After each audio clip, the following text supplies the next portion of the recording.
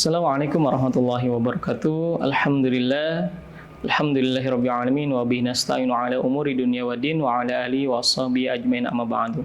Alhamdulillah bersyukur kepada Allah Subhanahu wa taala atas segala limpahan rahmat, kasih sayang dan karunia-Nya yang masih diberikan kepada kita, bertemu kembali di sore hari ini di program Ngabuburit bareng Sultan Channel. Salawat dan salam semoga senantiasa tercurah limpahkan kepada uswah suri tauladan kita Rasulullah Muhammad sallallahu alaihi wasallam, kepada keluarga, sahabat, kerabat dan kita umat yang istiqomah di jalan Islam hingga akhir zaman. Sahabat muda, para pemirsa Sultan Channel yang berbahagia, semoga teman-teman sekalian dalam keadaan sehat walafiat, tidak kurang suatu apapun dan tetap semangat dalam menjalankan aktivitas di bulan Ramadan tahun ini. Teman-teman sekalian yang disayang Allah Subhanahu wa taala, ada kalam hikmah yang kemudian penting untuk kita renungkan. Bunyinya seperti ini, teman-teman.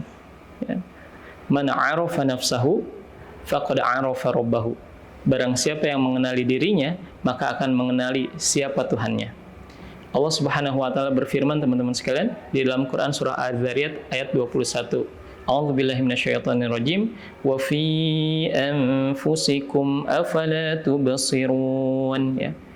Apakah kalian tidak memperhatikan kebesaran Allah pada diri kalian? Nah, jadi dalam diri kita terdapat tanda-tanda kebesaran Allah, ya. Apakah kemudian kita tidak memperhatikannya, ya?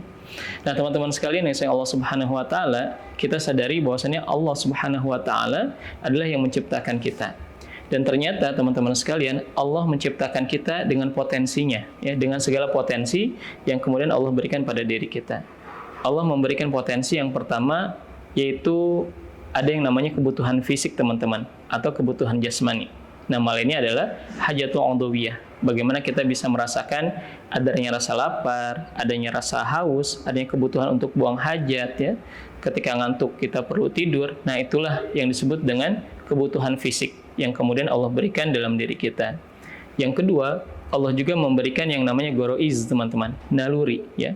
Mulai dari gorizatul baqo, ya, naluri mempertahankan diri, kemudian gorizatun nau, naluri untuk melestarikan jenis, ya, atau rasa ketertarikan kepada lawan jenis. Dan yang ketiga adalah gorizatut tadayun, yaitu naluri beragama.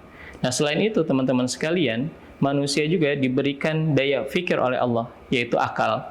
Jadi teman-teman sekalian, dengan akal itulah manusia kemudian mampu membedakan yang mana hal yang baik, yang buruk, ya, yang halal, yang haram, tercela dan terpuji.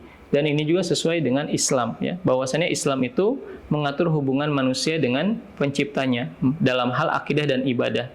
Dan ini mampu kemudian memenuhi tuntutan daripada gorizatut tadayun, karena mustahil manusia itu tidak memiliki agama dan tidak memiliki Tuhan, seperti orang-orang ateis atau agnostik, teman-teman sekalian.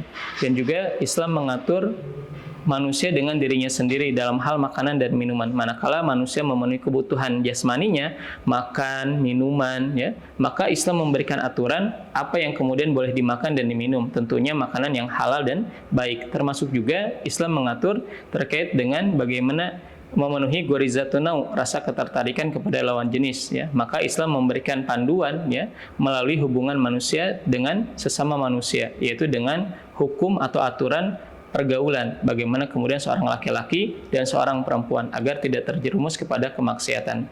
Maka teman-teman sekalian disayang Allah Subhanahu wa taala, ketika kita mengimani Al-Qur'an sebagai petunjuk dan pedoman hidup kita, maka kita akan meyakini bahwasannya syariat Allah, aturan Allah di dalam Al-Qur'an adalah yang harus kemudian kita laksanakan dalam kehidupan kita. Aturan yang harus kemudian kita laksanakan dari mulai bangun tidur sampai tidur lagi, ya. Aturan yang harus kita lakukan dari mulai bangun tidur sampai tidur lagi, mulai dari masalah pribadi sampai dengan urusan bernegara. Maka ilmu agama adalah cahaya, teman-teman. Ketika kita mendekatinya, mempelajarinya, memahaminya, dan mengamalkannya, maka kita akan mendapatkan cahaya dan arah yang jelas dalam hidup kita. Hadanallahu wa iyyakum ajmain. Assalamualaikum warahmatullahi wabarakatuh.